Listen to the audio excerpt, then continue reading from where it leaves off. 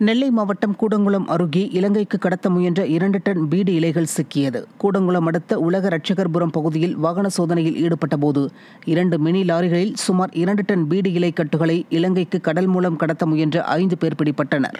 ஸ்டாலின் ஆட்சியில் காவல்துறை மீது துளியும் அச்சமின்றி புகையிலை மற்றும் போதைப் பொருட்களை டன் கணக்கில் கடத்தும் சம்பவங்கள் அதிகரித்துள்ளதாக பொதுமக்கள் குற்றம் சாட்டுகின்றனர்.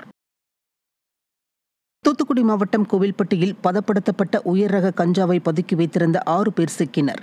கோவில்பட்டி மூப்பன்பட்டி பகுதியில் சந்தேகத்திற்கிடமாக நின்றிருந்த காரில் இருந்த நபர்களை பிடித்து விசாரணை மேற்கொண்டதில் அவர்கள் பதப்படுத்தப்பட்ட உயர் ரக கஞ்சாவை பதுக்கி வைத்திருந்தது தெரியவந்த நிலையில் அருண்குமார், கொம்பையா, கார்த்திக், மகாராஜா ஆகியோரை பிடித்து 23 கிலோ 720 கிராம் கஞ்சாவை கைப்பற்றினர்.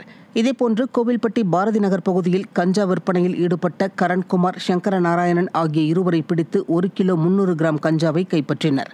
திறனற்ற திமுக அரசு கஞ்சாவை கட்டுப்படுத்தாததால் திரும்பும் திசையெல்லாம் கஞ்சா விற்பனை நடைபெறுவதாக பொதுமக்கள் குற்றம் சாட்டியுள்ளனர்.